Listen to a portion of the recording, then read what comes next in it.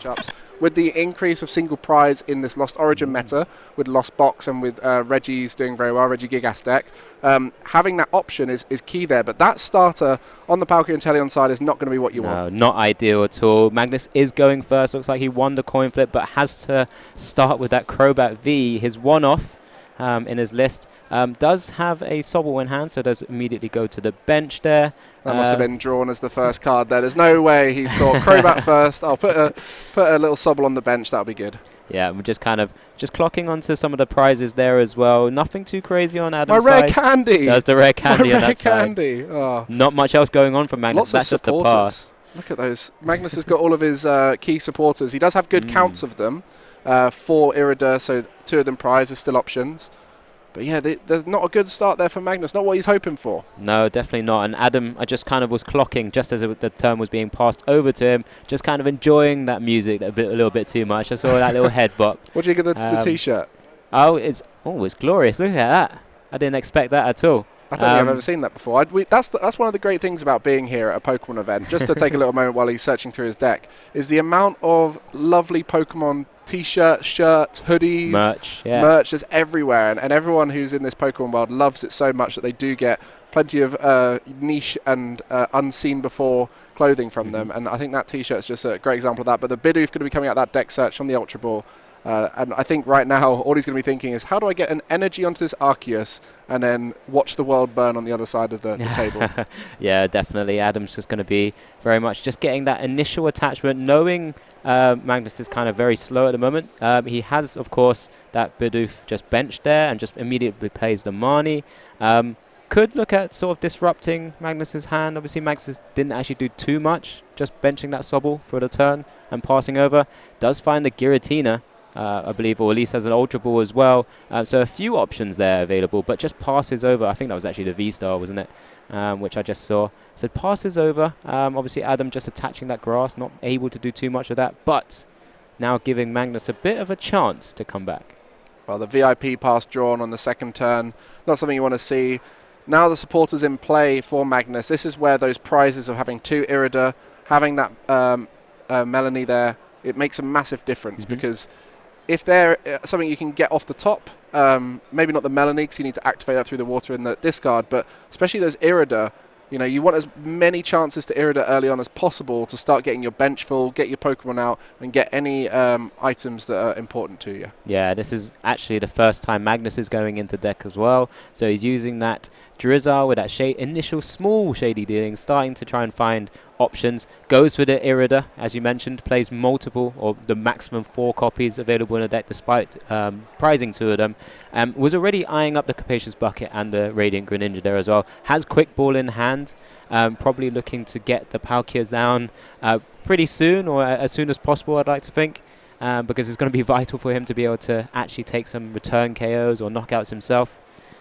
Just kind of making sure he plays this correctly, takes his time, puts his cards into his hand. A lot of players sometimes skip over some steps, but it does sometimes just give you an additional few seconds just to think about what you're doing. And you can see there with that whole Irida, from the moment he put that Drizzile down, he started his next 3 actions. He'd already planned out what he was getting with the Irida, and got the Irida, and he was already planning out what he was getting with the Capacious Bucket. So everything there was just bringing in step after step, and just making sure there was no hiccups in the journey. And I'm sure when he was checking his prizes there, was really sad to see the rare candy in the prize cards. Not that it's really relevant right now, but when you got any kind of one-of, sometimes they're quite hard to track, aren't they? If you have a one-of, because you can't count them, you just got to remember that they're not there.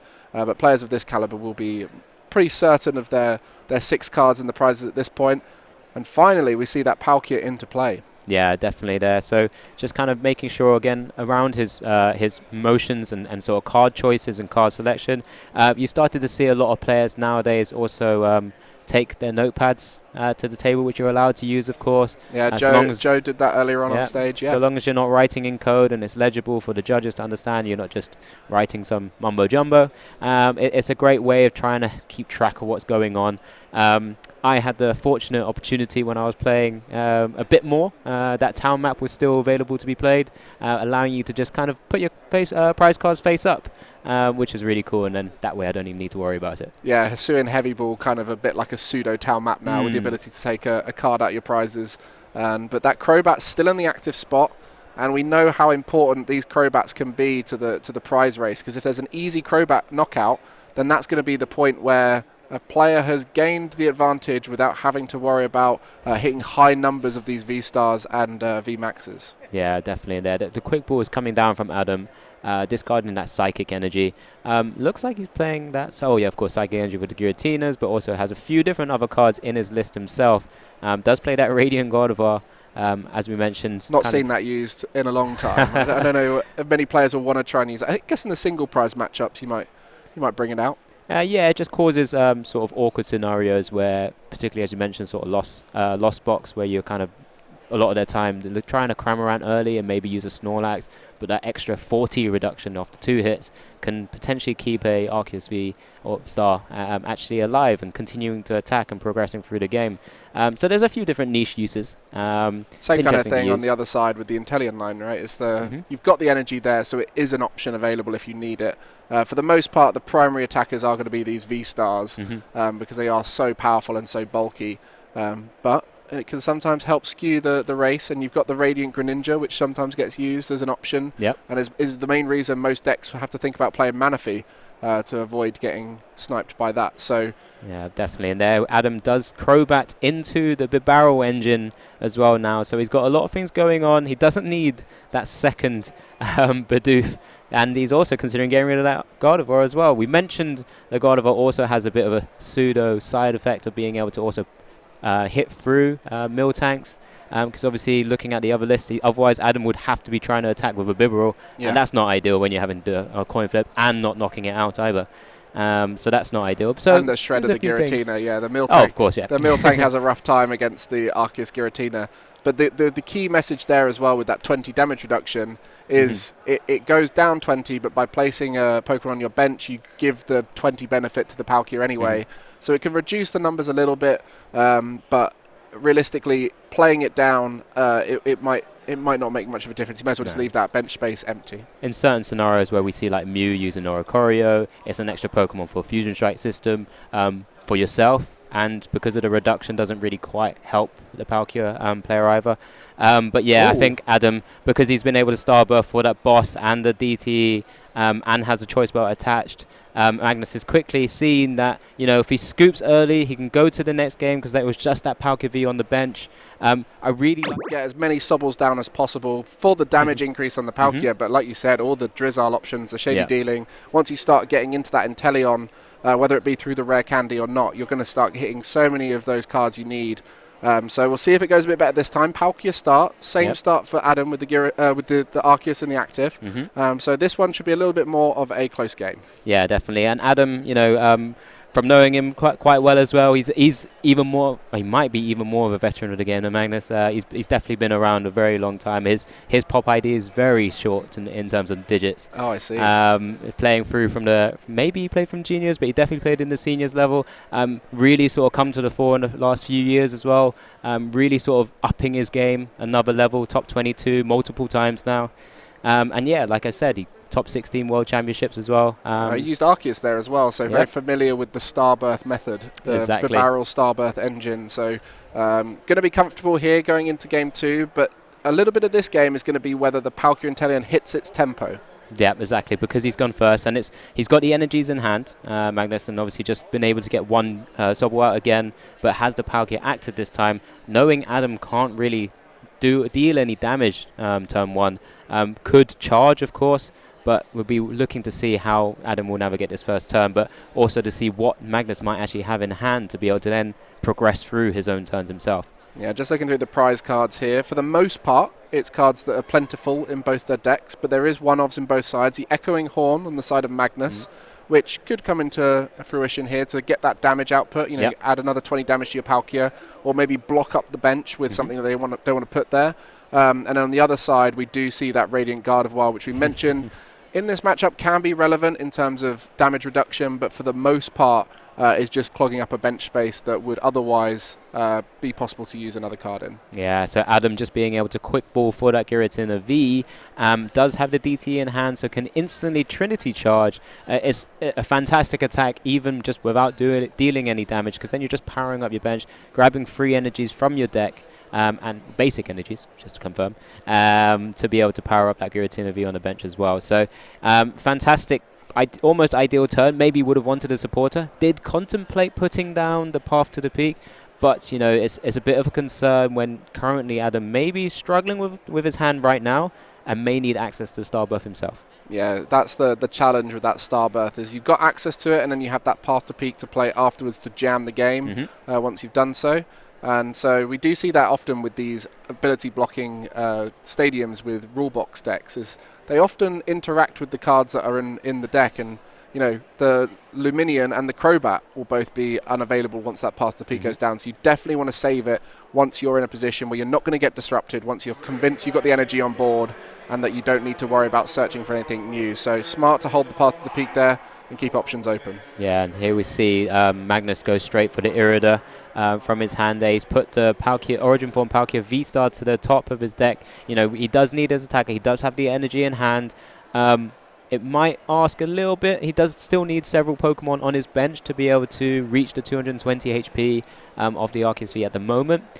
Does have to think about the concerning attack from the Giratina V-Star if Adam's able to get that up as well. So we'll also be looking to try and set up another Palkia on the bench. Yeah, and we saw earlier on when the Palkia Inteleon deck was struggling to find all the bits it needed with the Irida or with a Shady Dealing.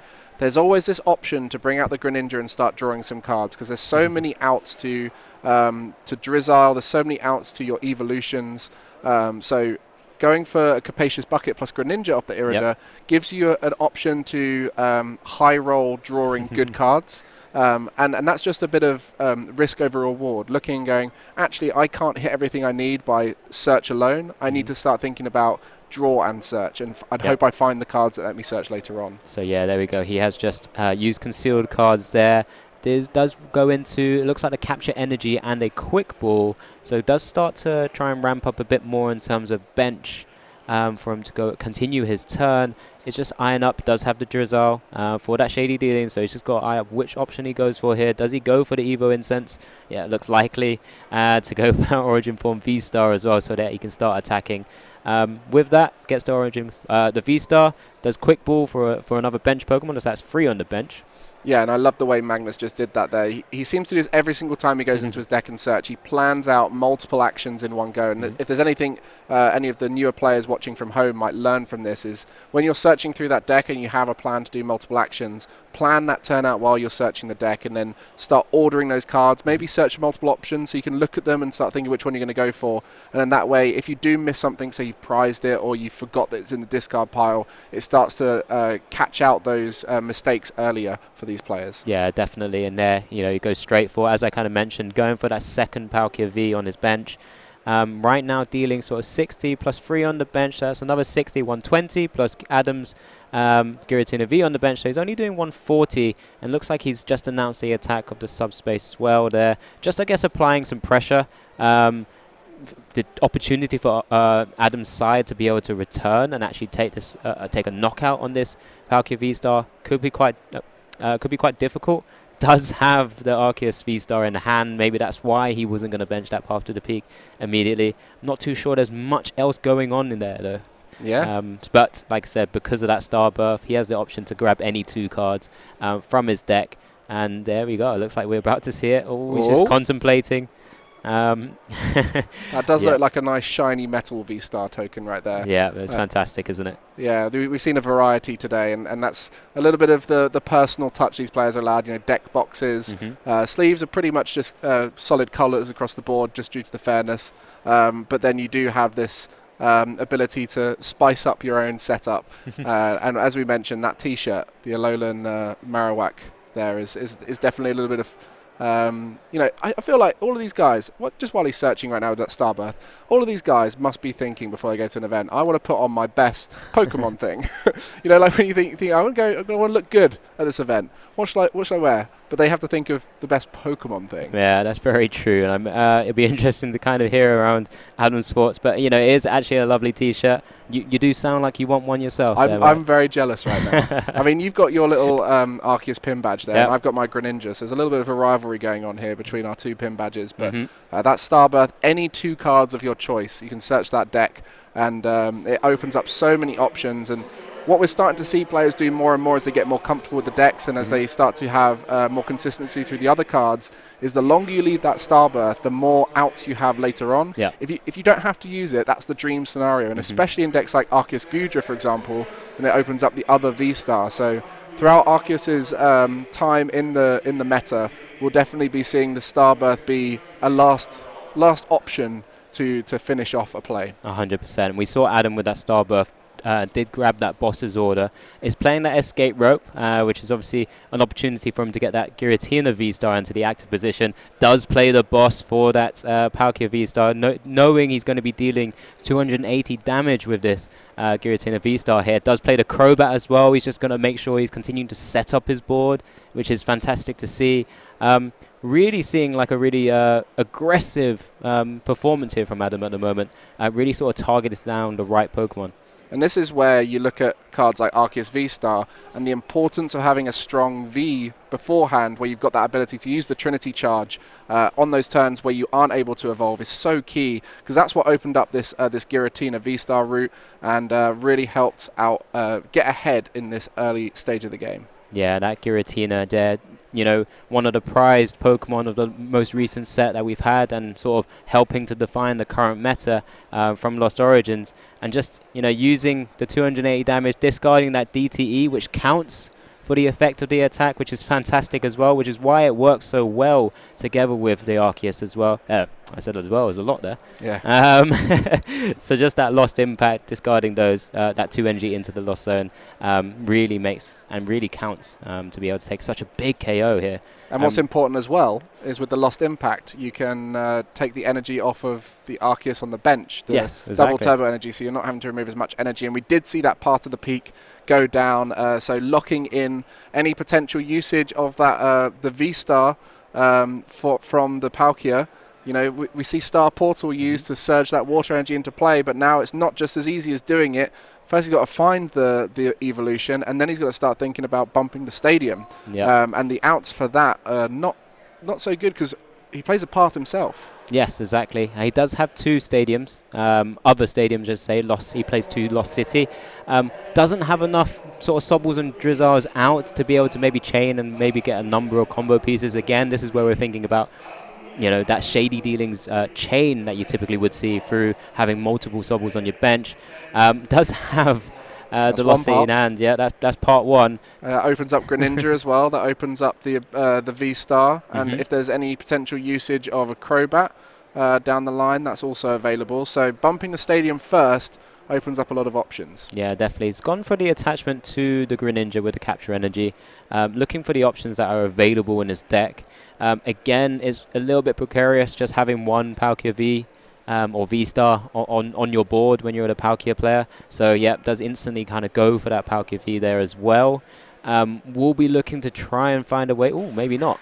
Well, the challenge right now, looking across the board for Magnus, is Adam has a Giratina V-Star fully powered up, and there is no easy way for Magnus to knock it out. In fact, I don't think this turn it's possible with what's on the bench for Adam. So going to have to start attacking into it, and knowing that the threat of the return KO is there. No Big Charm in the list for Magnus, which is what we saw Zach Lesage earlier utilize to gain a turn back by putting a Big Charm on the Palkia, just putting it slightly out of range of the Giratina if they can't find that choice belt. Yeah, there's a Crobat for free now using that Dark Asset ability. Just seeing what else Magnus is able to sort of pick up from that, from just drawing cards. It looks like, is that an Irida? Yeah, it is an Irida. So another combo piece coming out. Does have that Drizzle available to be evolved into a big Shady Dealing as well. The big Inteleon that we could see to grab 2 further cards. Or 2 further damage with the quick shooting, if that's the route that's needed. There's a lot of thinking here, but definitely playing from behind. Yeah, no, definitely. So looks like he just moved the Palkia VStar to the active position, to the front of the deck. But he's just mulling over his decision here. There's a few different options. I mean, he's just got... Is that double cross switcher or one cross switcher? He's got boss in hand. Obviously, you can't use it this turn. But there's a few sort of utility options here that he can try and go for. But of course now, because he's bumped the path to the peak, he has Star Portal as an ability available to him. So yeah, he does have a few different options. Can potentially target down the damaged Arceus already as well. So there's a few different options available to him. Yeah, with the cross switcher can potentially stall out as well if it's unable to get a knockout. But as you mentioned, that damaged Arceus is a knockout. So to keep the tempo going at least, can keep in the game. But that Giratina is going to be a constant threat. And maybe in Magnus's head, he's thinking, well, if you keep attacking with Giratina, you're going to eventually run out of energy. And it's not the dream for that player. So, getting the Crobat up, that's interesting. Target a Crobat. So this is a really interesting play here by Magnus. Just getting... Is that a quick shooting Inteleon now as well? So maybe... If he can get another turn, that will open up the ability for that quick shooting to get not just 20 damage, but 40 damage. Yep. And it starts to rack up as you start to constantly ping a lot of Pokemon down where you can. It's a fantastic option. Is that an attachment to the Palkia VStar as well? I'm not too sure. I think he attached the Capture Energy to the Greninja. Yeah, at the start of the turn, the Capture Energy came out. I don't believe he's used the VStar Portal ability as of yet. Something that we'll just have to quickly double check. But he's just going to continue playing here. There's the VStar Portal ability because he wants to be using that Greninja attack, which is, of course, fantastic for him. But there may have been just a slight extra attachment there from the easy fix. We'll get the judges to look over that. and for now, this is an interesting route. There we go. There's that energy. Good spot. No problem at all. Well, that fair play to you. Have you thought about judging? Well, it's one of those things. You know, you play the game long enough, you kind of just have to keep track of things. Magnus, of course, is very quick to understand that he did as well. And yeah, very, very quickly sorted. Very easy fix, which is great. The double attach tends to happen when you attach an energy in a way that's not typical, right? In that situation, attach the Capture Energy for the search, not for the energy attachment. So it's very easy to forget in those situations. Another one would be in the Lost Zone when you're attaching to Retreat. And it's very easy just to attach Retreat and the energy's gone into the discard pile. You don't even see it. Exactly. So a very common mistake, especially with the added pressure on the feature table. No, definitely. Like I said, it was happy to have picked her up very quickly. And like I said, the players have been able to very quickly notice that as well. So Magnus why do you look so smug? Why are you smiling? we just got to make sure that we're keeping the game as clean as possible. We mentioned about this. Particularly on the feature table. Yes. But yeah, straight back over to Adam after Magnus was able to use Moonlight Shuriken, a fantastic attack since it's not just having a great ability, it's got a brilliant attack as well, dealing 90 damage to 2 Pokemon on your opponent's side of the field. So just softening up that Giratina, sort of ready for Subspace Swell, hopefully, to kind of come in and take the knockouts when it needs to. Yeah, but here, Adam, range. Yeah. And it's also the Greninja after that attack will be left in the active. And at this stage, a one prize is not what Adam needs. Adam needs to use that boss, which I think he might have just found. And there is one in the prizes. He just grabbed from that Lumineon, Ultra Ball for the Lumineon, grabbed the boss out of his deck. You know, he knows he's going to have to try and target that Palkia VStar.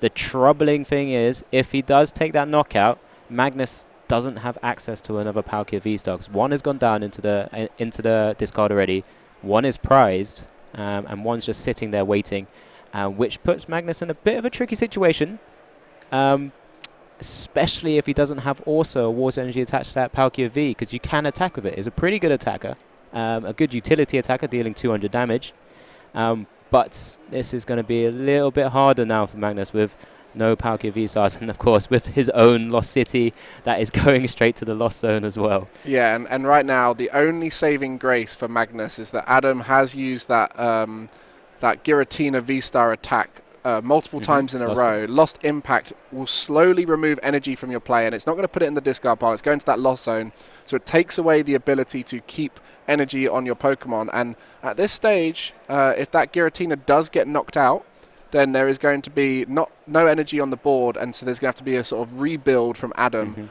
Adam's dream scenario here is that Giratina stays about, just one attachment away from a win of the game potentially.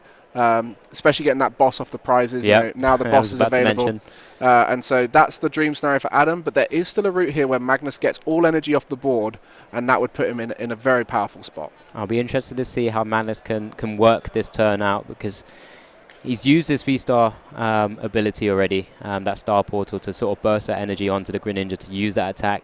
He could struggle to get an attack off this turn, because he's already eyeing up that Roxanne and potentially a path from his own side. Does have to essentially almost give up a one prizer so that he can stay in the game. Right now, this Giratina's got 190 HP left after the Moonlight Shuriken. There comes down to Roxanne, so he needs to buy himself a turn. That's what I believe he has to do right now, because even with Melanie, he would only get 2 energies onto that Palkia V.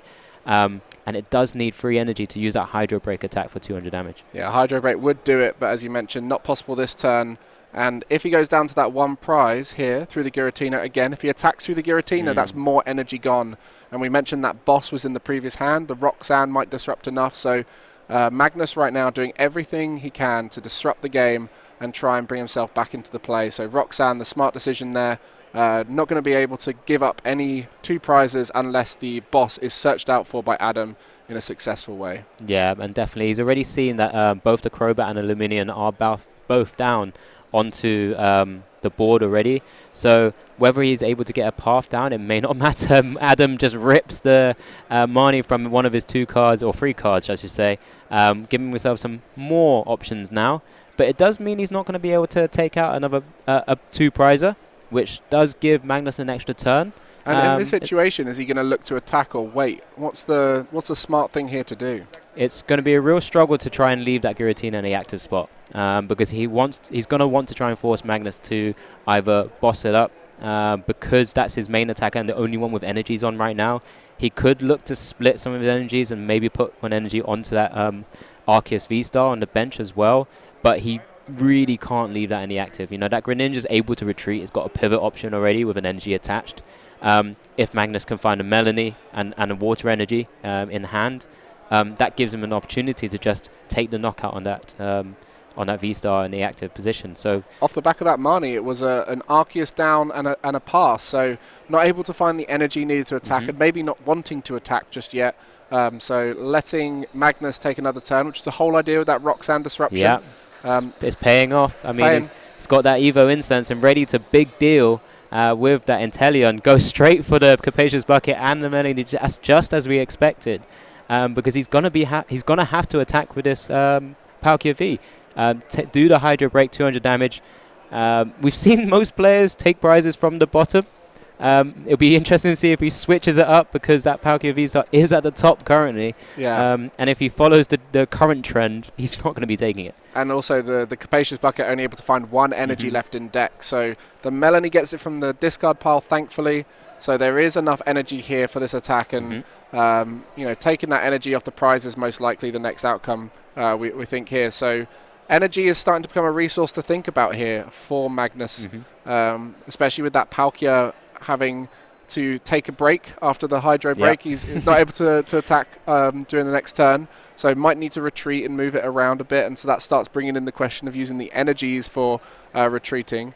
So there's a lot of games still to play here, a lot of resources to manage. Yeah, definitely. I think this is a really sort of intricate turns that we're starting to see. So Magnus does now have another Sobble down as well, so there might be more opportunities for dealing shortly if he's able to take this knockout, which we're kind of expecting to be able to happen.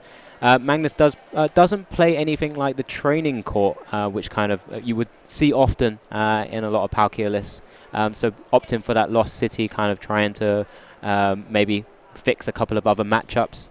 But yes, as you mentioned, it does put him in a bit of a precarious position around his energies and energy usage going forward. Adam's board, I'd be a little bit concerned about how it's going to be going forward. We'll need to try and maybe find a way of Trinity charging next turn. Or maybe the Raihan might be the key there. That's another card that could be vital. I haven't seen it throughout the game yet, so it might be still in the deck, might be in hand. But that will not only allow to get the energy required for the Arceus, but it will also allow you to search for the double turbo energy, which might be quite tricky to find naturally through draw. So, and we'll likely need the choice belt as well to be able to deal all enough damage to take the knockout. So there's quite a few things that both these players got to start considering. Magnus still obviously playing through his hand. He does play the scoop up net, bringing Big Deal back to his hand. So that he's ready for the following turns as well. Would be very surprised if we don't see that Sob will come back down for Drizzle plays next turn. There we go. And another one. There we go. All the subs are out. Yeah. Who needs keep calling? But I guess it is a few turns in. But here we go. There's the free energies attached to the Palkia V, and using that Hydro Break attack for 200 damage, taking the knockout, putting Adam now in a bit of a scenario where he needs to consider all the options available to him. He's obviously got a few energies in the lost zone currently because of having to use that attack from the Giratina VStar. Does promote the Arceus VStar here, so maybe looking for an option to maybe Raihan, as you mentioned. Yeah, and we said about the V before the VStar having to have useful outs and ways to get yourself in the game, and right here we're seeing Palkia V used. Not very common we get to see that Hydro Break, but in this occasion it has been brought in. So that's a straight attachment to the bench Arceus V with the Psychic Energy. Immediately has to play the Juniper, and that's his third boss gone now. Doesn't play anything like Pal Pad, so won't have any sort of options to maybe gust the easy KO on the Crobat on the bench. Magnus is going to have to find a way to just somehow keep attacking with his Palkia. And this is what we love about Palkia Inteleon, is the options that these smart top-tier players are able to think up in a way to get back into the game, and the disruption that's available, and the order in which you can just pick everything out the deck with the shady dealings, and it's been done beautifully here with that Roxanne. Since that Roxanne's gone down, we're starting to see that comeback happen, and even though the V-Star was prized, still able to use Palkia's attack, but as we mentioned, can't attack during the next turn, so we will need to see a way to get it out of the active spot and back in, otherwise we will see a pass, and Adam gets another chance at building up an Arceus. Yeah, I'm just kind of playing through a couple of scenarios in my mind. He's got that Irida. He's got options to maybe find a double cross switcher because he's going to need to knock out this Arceus with an energy attached to it. But he won't just be able to use Hydro Break by itself. He will also need other combo pieces like the choice belt to really sort of ramp up the damage and actually be able to take knockout here. So he's just, of course, there's that Inteleon. There's a few actually more options than I thought. He's going for the rare candy play potentially. That is incredible. That is unbelievable. Genius. Yeah, with now having 3 Sobbles available to him on the bench, it basically means, often you don't want to be giving up a Sobble to a quick shooting. It's not efficient for you to do so in your game plans. But when you have 3 available and you're getting to the stage where it's the later part of the game, Shady Deans for double cross switcher, this is a really impressive display here by Magnus, using not the Palkia V-Star to attack, but the actual Palkia V itself to be able to really sort of potentially take down 4 prizes here, which is going to be really impressive. So just targets down and aims for that Arceus V with the choice belt and the Psychic Energy attached. We'll need to find a way just to retreat as an energy in hand. Does he have the scoop up potentially? The rare candy for just pays the retreat on the active with that quick shooting there will be enough to tip the Arceus into range, and he has the energy for the retreat. So everything kind of coming to plan here.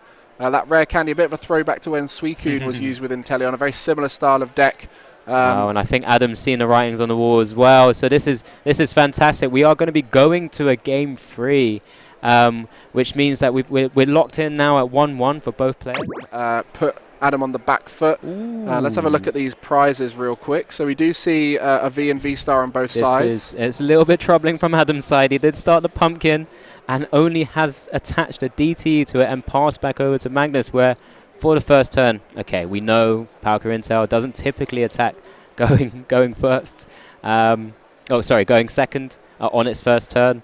But, this gives Magnus, this is your chance to now power up yourself and just get your board ready before I do, because there's no Arceus on that bench. There's no Giratina on that bench. It's just a lonely little pumpkin.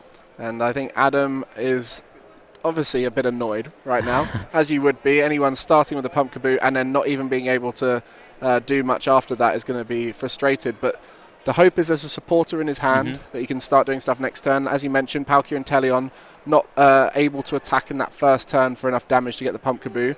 And then when you look on the other side, there's a lot of top decks, there's a lot of supporters that could be in that hand. And so the game should still be played, but the tempo definitely goes in favour of the Palkia and Inteleon right now, getting ahead early on. And I think we've just seen a battle VIP pass come down from Magnus. He is playing a little bit quicker. He's obviously noticed that, you know, the time is starting to wind down again. We've seen a lot of games today go to time. So Magnus is kind of just slightly picking up his pace, but, you know, still being very sure of his choices. Doesn't want to make mistakes. Still a very high-pressure game. You know, they're 4-1 right now, 12 points. Only 7 points away from making day 2. 3 points extra will go a long way if they can make it. But a draw won't put him out of contention either. So just making sure he makes the right plays here is going to be absolutely key. It'll be interesting to see what actually is in Adam's hand, whether we can continue progressing the game or whether he just might be stuck with a pumpkin. I mean, it could genuinely be just pass, you know? And the way he drew that top deck, I do feel like his hand... Oh, I did see a Marnie. Yeah, he does have a few options. Yeah, he has to Marnie. Adam, in his list, playing that typical sort of four Marnie, free path, you know, as his, I guess, his outs to just stopping your opponent from playing the game against like things like Mew. Draws a fresh new 5 cards. Does look like he has an option. He has a quick ball. That's something. And a Bidoof. Okay, so he's in the game at least. Just making sure that that Marnie goes into discard as well. Just got to double check what cards he wants to be discarding. That choice belt, you know, we saw how vital it is to be able to hit the right numbers. And before gets rid of the escape rope. That pumpkin has a DTE, so can retreat as a pivot if it does happen to survive, of course. One of the key things from Adam here, looks like he's eyeing up the Crobat to set up as well. As, you know, he's going to have the Bidoof on the bench. Did he have energy in hand? I don't think. Well, he did have an energy in hand. Yeah, he did. Just the grass energy in there. And the problem as well with the Pumpkaboo and the Bidoof on the board is next turn Greninja is a possibility using Star Portal. So there is the ability to knock out 2 basics. And that would put him in a favourable position. But a choice belt on the Bidoof. Well, there you go. We've seen the Bibarel come out before and attack, but here we go. Here's the Bidoof with the choice belt. Obviously, just wanting to draw the additional cards where possible. Has a quick ball and has a capture energy. So he's going to be looking to try and get 2 Arceus down, because if he does only get 1, it does put Magnus in a position where he could gust it up and find a way of taking a KO on it. So there's a capture energy. Of course, at this point, when you get to 3 bench, it's already very precarious for Adam. So going to the 4th bench won't or shouldn't make too much of a difference at this stage. So in theory, he really should maybe kind of consider it. It does kind of force Magnus to maybe stretch a little bit further. But if that Arceus goes down, it could be really troubling for Adam. Yeah, so all of the cards in Magnus's side now in favour of him. We see the powered up Palkia, 1 energy there, just needs another manual attachment in the next turn. We see a Roxanne in the hand of Magnus, and not many cards as well, so we'll need to start finding cards, whether that be through the conceal cards or whether it be through that capture Drizzle. Energy he's just grabbed as well.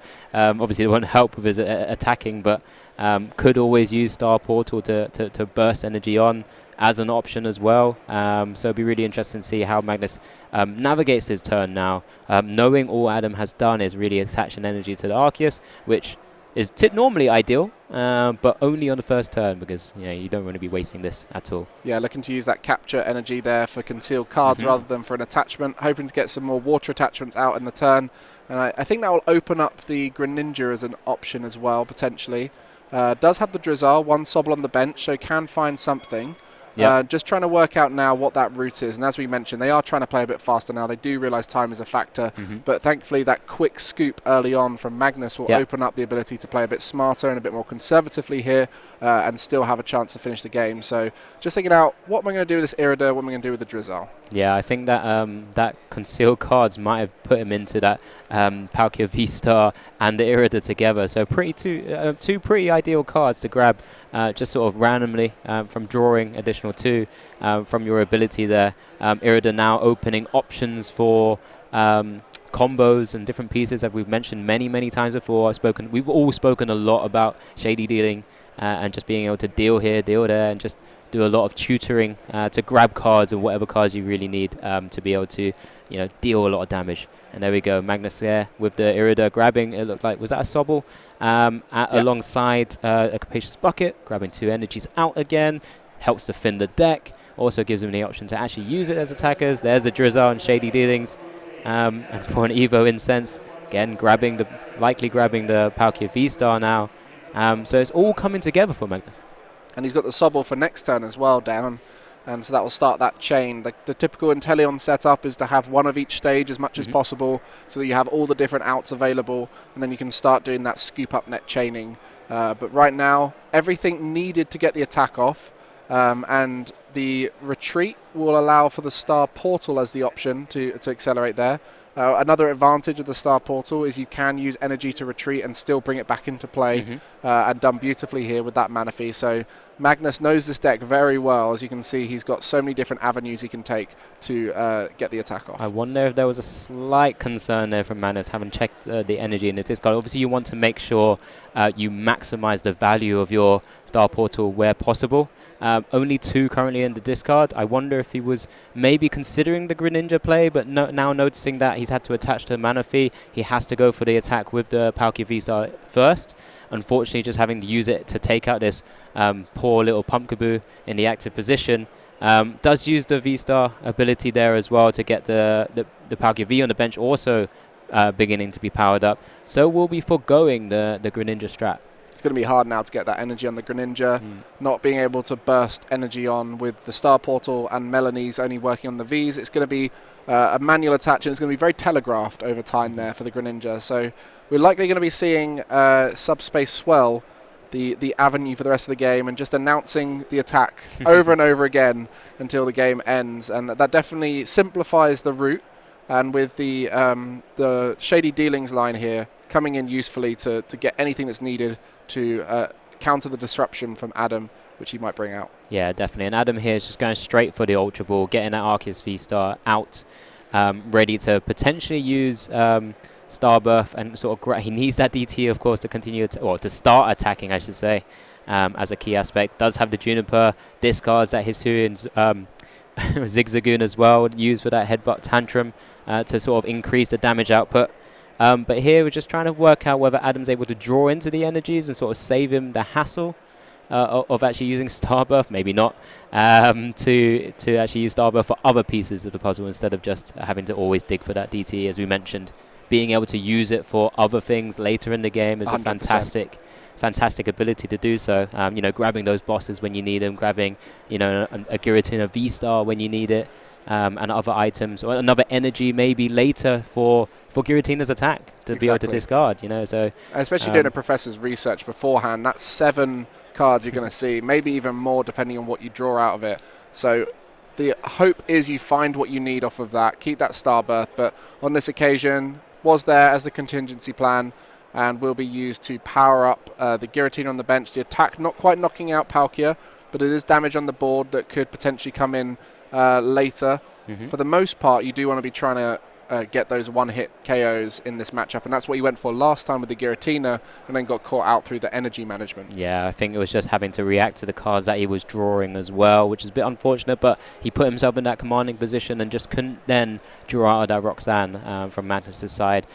We did see from the Trinity Nova just the 1 energy attachment to that Giratina V-Star. I did see, I think, in Adam's hand a number of energies that he drew into from the research as well. Yeah. So. Typically we'd see a 4 grass, 4 psychic count in a lot of these Arc Tina decks, or generally a lot with just Tina decks in general.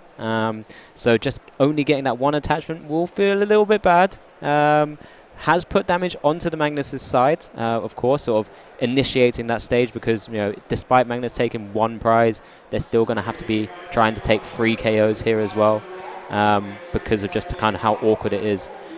We see Magnus here using quick shooting to target down that Giratina, put 20 on, so if he's able to try and find a way to eventually gust it up and take the KO, because he might want to try and use a fresh Palkia V-Star here, knowing that Arceus V-Star won't be able to take a one-hit KO on it. Yeah, that 20 damage could be vital in 3 turns' time, and right now it does just seem like making the Giratina a little bit more reasonable to get.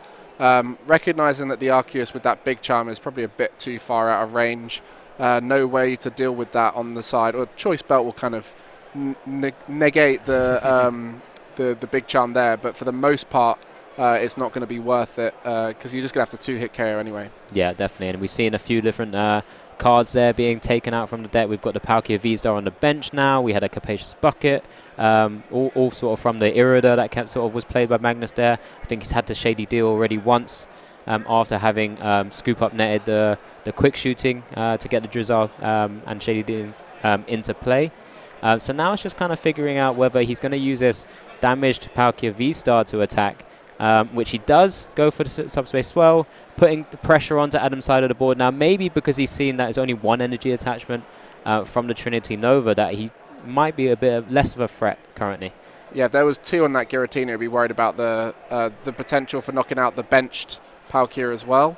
At the moment, it's going to be a 2-hit knockout either way from both sides. And we've mentioned before at the beginning of the day and said that the current meta of the game is there is the ability to knock out these big V-Stars. But a lot of decks are putting in options to try and make it as hard as possible. And the Big Charm is a great example of that. Radiant Gardevoir, which I think got discarded earlier on, may be available. But these kind of cards are here to slow down the opponent and make it just out of range of the knockout. And in this case, it gives you an extra turn, which can be enough to get you back in the race. Yeah, so we do see just an attachment of the tool there to the Giratina V-Star on the bench. I'm assuming that's a Choice Belt. But very shiny. Yeah, it's a very shiny card there. And Adam's just going for the Trinity Nova attack. With that Marnie, it does put the energy that he had in his hand back into the deck, which is great for him because then now he can just charge up and put as many energies, free energies onto his board as he likes. And now has a Giratina ready to go. So Magnus is really going to have to find a way to target that down now, having also been Marnied out of his hand that he's been holding on to for a little bit. We're starting to see the time tick away now. I was about to say, it's getting close. We're getting to that stage again where time is ticking along. Once time is called again, we do have the free turns for time as well. Depending on when it's called, we'll see the free turns begin to happen. So it'll be really interesting to see how Magnus plays this out for the final 30 seconds before it is potentially called for all of our round 6. And right now, I don't think he's got much to do other than an attack announcement, but he's going to be thinking, what can I do to make it as hard as possible for Adam? What can I disrupt? How can I make it as awkward as possible? Because he knows that the return knockout from that Giratina is just around the corner, so he has to start setting up another attacker. So he's going to start off with the Drizzle.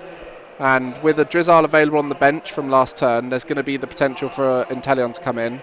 And there's also the addition of Palkia and Palkia V-Star in the prize he's got to start thinking about. So there's a lot on his mind right now as to how he's going to set up this next attacker. But we do see time there, and the players will now be thinking, what is my journey now? It's a whole different route to victory.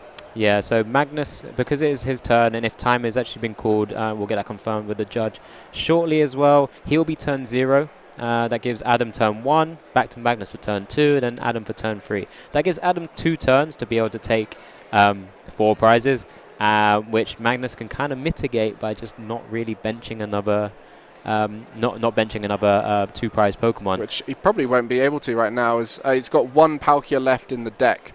And without the V-Star there, he's probably going to avoid putting that down anyway and might think to go down the single prize route. But as you mentioned, with the turn 0 through 3, recognizing that it's not worth it for the game will be key here. So we might be seeing a draw here. Yeah, it seems very likely at this moment. We never know, right? This is Pokemon. Something could suddenly happen where another route of victory does occur. It looks likely we're going to see another tie on stream. But this is what we're beginning to see with this format. We're going to see very tight, very close games. A lot of top players picking decks which are very much, even against the field. And that's why we're seeing a lot of draws, a lot of ties, a lot of games that are being taken from both sides. And that's why the smart scooping is so important. And we mentioned how quickly Magnus scooped game 1 after realizing he wasn't in a good spot. And yet still running out of time here. And that came from that disruption game plan in game 2 being so key. And when you go for the disruption route, it takes a lot more turns. People do a lot more digging and searching to find their ways out. And so that last game did take a while through the disruption. Both players really did try and motor through this final game here, but with the big, bulky V-Star Pokemon here, multiple hits needed to knock them out is not going to make it a quick game. So that Arceus probably going to get knocked out here by the Palkia, but then as you mentioned, no reason to bench a V, otherwise that will put Magnus in a potentially losing position. Yeah, exactly. And so Magnus has probably already understood that. He has 5 prizes still to take in this game 3. It would have been really interesting to see how this would have played out if we were able to go a bit longer. But Magnus in this current turn 0 and on his on this second turn, which will be turn 2, wouldn't be able to take 5 prizes from this situation. Yeah. So he does just evolve up the quick shooting there as well. So just kind of giving himself a few other things are going on. He does take the knockout, takes the 2 prizes from the Arceus V-Star. Down to 3. This is now turn 1. It'd be interesting to see how what else Adam could do from this stage. Very nicely put out there by Magnus with the dice. Yep. So you guys can see whose turn is whose. And one thing I would say, and obviously these players know the decks inside out, there is a small chance there's a card that you're not thinking of on the opposition side that could come in and catch you off guard, right? And in this case, there's very few options that either of these decks would play. The only thing I was thinking, maybe an Echoing Horn that they might not know about, could potentially bring a Pokemon to the bench. But because of the lack of spread beyond 90 damage with the Greninja, everything on the side of Adam is safe from getting knocked out. So, yeah, there's no way to take multiple prizes in a turn, and that's where the key right now is both players will be aware of what they need to do to get the knockout. So that Giratina V-Star move, and I think Adam's gesturing is it even worth playing? There we go. There's the handshake. There's the draw. Both players aware of exactly what was going on, that both players weren't going to be able to finish that game 3. So